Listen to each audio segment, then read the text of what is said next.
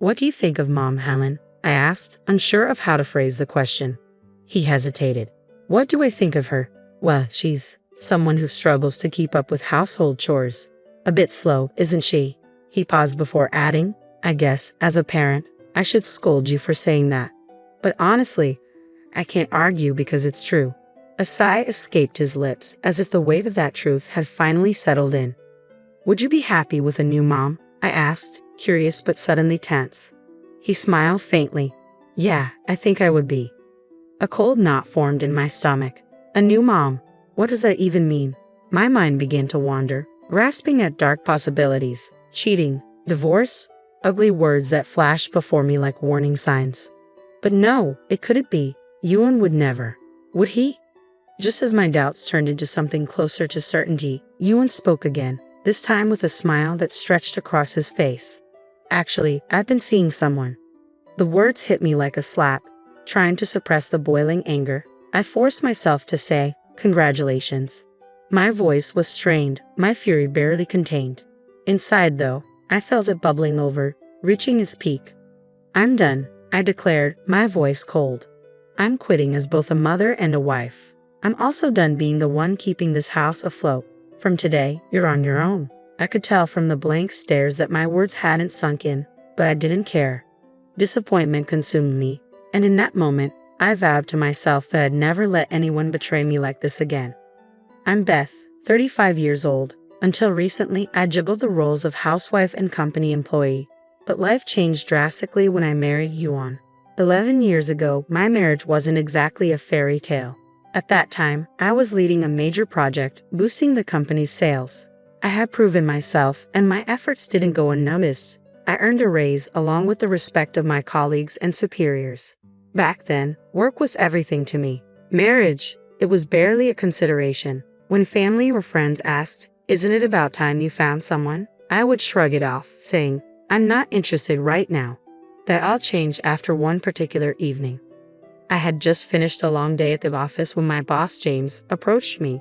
Beth, could I steal a few minutes of your time? I need some advice. James was the department head, a talented and well-respected leader despite being only 40. He had mentored me from the day I started at the company, guiding me through the learning curves of my career. How could I say no? Sure, I replied, curious. Relieved, he suggested, how about a drink at the bar nearby? I agreed, packed up my desk, and we headed out. As soon as we sat down, James downed 2 beers quickly, his face turning red. I knew he wasn't great with alcohol, so seeing him like this was unusual. Something was definitely on his mind. So, what's this consultation about? I asked, intrigued. Ah, he sighed, rubbing his temples. It's about a marriage meeting. The idea of James bringing up a marriage proposal was the last thing I expected. What could he possibly mean? I had always insisted that my career come first, pushing away any thoughts of marriage. No, I'm not really interested in arranged marriages, I said with a shrug. James smiled softly. I get that, but hear me out for a moment. Actually, I have a nephew who's about your age. Is that so? I replied, slightly intrigued. His name is Yuan, James continued. A while back, his wife left him, just disappeared one day. I felt a pang of sympathy. That must have been really tough. It was, James said, his voice growing quieter. It's a strange situation, but you actually look just like his ex-wife. I blinked, surprised, as James continued, looking somewhat guilty. I know it sounds rude to bring up a marriage proposal just because of that, but Yuan has a young child. It made me think, for a kid who barely remembers their mother's face, having someone who resembles her might not feel so strange. I could see the logic, even though it unsettled me. A child, after all, needed a mother figure, and here I was, single, around the right age, and apparently resembling the woman who had abandoned them.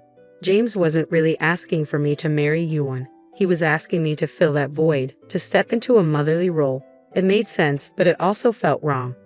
I was appalled. My feelings, my individuality, had been completely overlooked. But I understood why James approached it as a consultation. He wasn't pushing me, just trying to find a solution for his nephew. After all, I had never even met Yuan. How could I give any kind of answer? I understand what you're saying, I replied carefully, but since I don't know Yuan, I honestly don't know how to respond. James nodded, looking thoughtful. Yeah, I get that. That's why I wanted to talk to you first. Actually, I've already spoken to Yuan a little, and I was wondering if you might be willing to meet him. Just once. I wasn't interested in marriage, but James had always been someone I respected, and I wanted to help in some way. After thinking it over, I agreed to meet Yuan. Just once. A few days later, the meeting was set. Yuan had arranged for us to meet at a high-end restaurant. I rarely frequented such places, and the thought made me a little nervous. Good evening, a clean-cut man greeted me as I arrived. He had an air of confidence and politeness about him. Good evening, I replied. You must be Yuan. That's me, he said with a smile. I'm glad to meet you.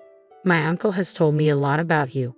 Yuan was tall and slender, dressed impeccably in a suit that made him look like he had just stepped out of a fashion magazine. He escorted me to our table, and we spent the evening talking about everything under the sun. To my surprise, he never once mentioned anything about me resembling his ex-wife. Instead, he was genuine and kind, and I found myself drawn to his straightforward personality. As the evening wore on, I realized I was enjoying his company more than I had expected. After that dinner, we started seeing each other more often, and before I knew it, my feelings for Yuan had deepened. Then, one day, Yuan invited me back to the same restaurant where we had first met. We enjoyed a quiet, elegant dinner, and as we finished our meal and sipped wine, something cold touched my lips. Take a closer look, Yuan said with a playful smile. I looked down at the bottom of the glass, and there it was, a sparkling diamond ring rolling gently against the glass. Yuan reached for my hand. Beth, through all our conversations and time together, I've come to deeply love you, he said, his voice steady but filled with emotion. I smiled, overwhelmed.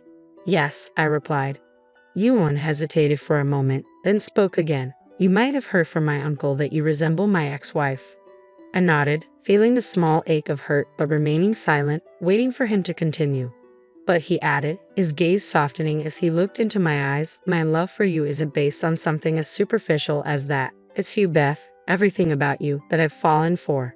And in that moment, any doubt I had melted away. I'm truly drawn to your inner self, Yuan confessed, his face slightly flushed. Whether from shyness or the wine, I wasn't sure. So, if you're willing, would you marry me? Yuan had always been a gentleman on our dates, sincere in his words, always showering me with compliments. I had spent my life focused on my career, but in that moment, I realized there was more I wanted. I had desires beyond my work, desires as a woman. Yes, I'd love to, I replied softly. I accept. And so, Yuan and I got married. As a condition of our marriage, I was asked to quit my job and become a housewife. It wasn't that I didn't feel some regret about leaving my career behind, but I wanted to support Yuan as his wife, so I agreed. Life settled into a peaceful rhythm. Yuan was now my husband, and his daughter Helen became part of my daily life. It could have been a story of a simple, happy family, but life always has its unexpected turns. 11 years into our marriage, things began to change. Yuan's demeanor shifted. He became irritable, quick to anger over the smallest things. Perhaps it was the stress of work, but the man I had fallen in love with seemed to vanish, replaced by someone who raised his voice at every minor dissatisfaction. This, I told myself, was part of life. I bore his outbursts in silence, continuing to fulfill my role as a housewife. But soon, the problem wasn't just Yuan's behavior. Helen, once sweet, now began to verbally abuse me as well. Whenever I tried to discipline her, Yuan would intervene. Don't be so harsh, he'd say, dismissing my concerns. It's your fault for not managing the house better. With her father's approval, Helen's insults grew worse, especially when he was around. I had thought it was just a phase, but her cruelty became relentless. One day, I asked her to clean her room. She didn't move, instead looking at me with disdain. Mom should do it, she retorted coldly. I brought this up to Yuan, hoping he would help, but he barely listened, showing no interest in parenting. You're the one raising her this way, he said, brushing off my concerns. Being a housewife must be easy. You don't even have to work. Just take care of the house. His words cut deep. It had been Yuan who insisted I leave my career, and yet here he was, diminishing my efforts as if my work at home meant nothing. When I tried to express my frustration, I was met only with sarcasm. You should only start complaining once you can actually do the housework properly, he sneered. Even after 10 years, you're still useless. My patience was wearing thin, no matter how hard I tried. My love for Yuan and Helen faded a little more each day. I felt trapped in a cycle of disrespect and neglect. As long as their attitudes remained unchanged, this situation would continue. I felt sorry for James, who had introduced us, but it seemed there was nothing left to be done. Despite my best efforts, I remained the target of constant criticism from both my husband and stepdaughter, and my heart grew colder with each passing day. I had always done my best to fulfill my role as a stay-at-home mom, but it seemed that time had finally caught up with me. One weekend, as I walked from my room to the bathroom, I overheard Yuan and Helen talking in the living room. I initially thought it was just more of their usual complaints, but I couldn't help but listen in. "What do you think about Mom?" Helen asked. "What do I think about her? She's slow and can't even manage the household chores properly," Yuan replied. "As a parent, I should probably scold you for saying this, but I can't argue because it's true." Their bluntness made me sigh involuntarily. But what came next was even more shocking. "Would you be happy if we got a new mom?" Yuan asked. "I would be happy," Helen answered. "A new mom? What does that mean?" I wondered, my mind racing with unsettling thoughts. Words like cheating and divorce swirled through my head. Though I did want to believe Yuan capable of such betrayal, my suspicions quickly solidified into reality. "Actually, I'm seeing someone," Yuan announced with a broad smile. The audacity of him discussing his affairs so openly with his daughter was beyond anything I could have imagined. This was a far cry from the Yuan I had once known. "Do you remember the woman who was with us the other day? Karen, she's really beautiful. I'm dating her now," Yuan said proudly. "What? Really? Congratulations," Helen replied, her seemingly innocent smile now appearing sinister to me. My patience was wearing thin, but I managed to stay calm enough to record their conversation on my smartphone. As they continued to discuss the affair with evident joy, I realized that any love I had for them had vanished completely. It was astonishing how quickly my feelings dissolved. I had clung to the hope that our family might find happiness again, but that hope was crushed. I felt a deep sense of betrayal and frustration, my tears reflecting the realization that they had turned their hearts elsewhere. In that moment of anguish, I vowed to seek revenge. I decided to hire a detective agency to gather information on the person my spouse was having an affair with. I already knew her name, so I expected the results to come through quickly. Gradually, I found a small sense of satisfaction in plotting my revenge. When I returned home, Helen confronted me as usual. "Did you go out to play somewhere since you don't work?" she asked dismissively. Her words barely registered with me now. All that remained in my heart was a growing sense of loathing for her. "Oh, by the way, there's an overnight school trip tomorrow. Make sure you prepare lunch," she added nonchalantly, as if tossing aside a piece of trash. Her blatant disregard stunned me, but panic soon set in as I realized I hadn't been informed about this earlier. "Why didn't you tell me sooner?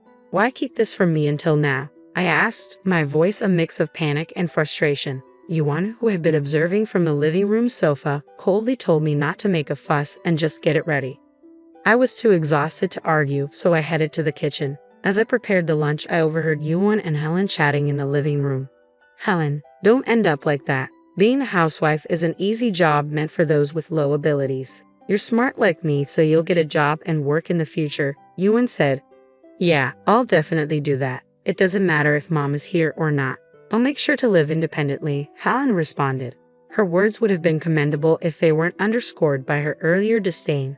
After finishing the lunch preparation and returning to the living room, I saw Yuan engrossed in his smartphone, smirking at something on the screen.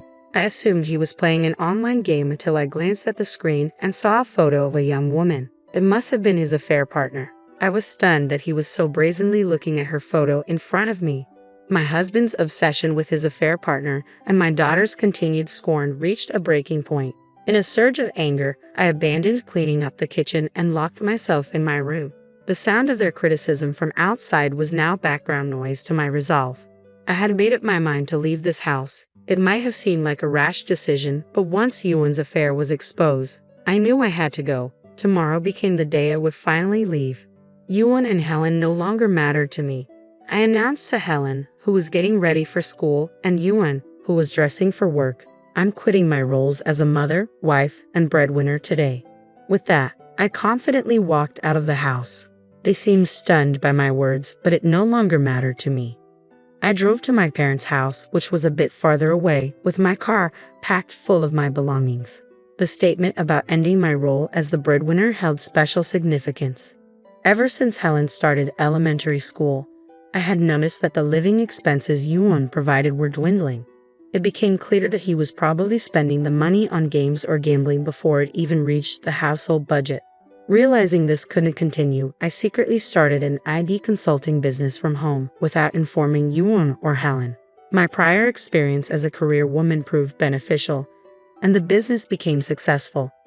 Eventually, my income surpassed Yuan's, making me the primary provider for our household.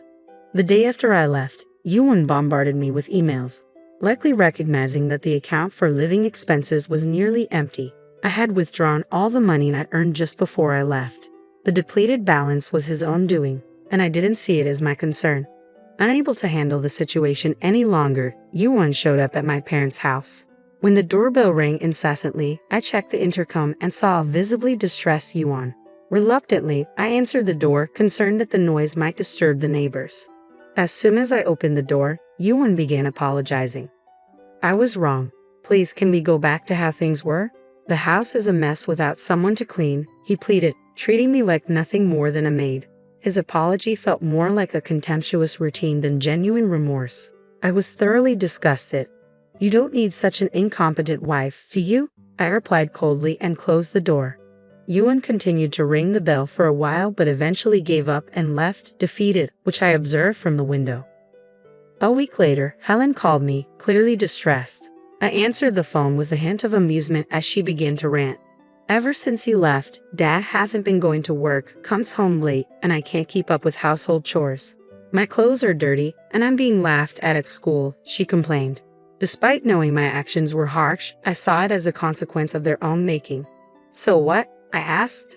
"It's not a so what, it's all because you abandoned us and left. Come back," Helen demanded, showing no remorse, only anger and dissatisfaction. "How convenient for you to demand that now. After all this time, you've treated me as if I were incompetent. If you're so capable, handling household chores should be a breeze, right?" I retorted, leaving Helen speechless. "Do it yourself," I said bluntly and hung up. Helen tried calling several times afterward, but I blocked her number to avoid further calls. Just when I thought I had found some peace, Yuan arrived at my parents' house with Helen a few days later, looking worn out. Yuan tried to persuade me to return, citing their financial struggles. "You're working, so wouldn't you be okay?" I dismissed him casually, and he persisted in his attempts to convince me. I had lent all my money to someone in need, likely his affair partner. It was clear that he was still trying to deceive me, but I was more astonished than outraged to learn that he still felt guilty. The living expenses had suddenly vanished. "Did you take them?" he asked, admitting his wrongdoing but begging me to return even a small portion. Faced with his accusation and feeling like a thief, I was momentarily speechless. I decided it was time to reveal the truth. I had been supporting our household with the income from my own company.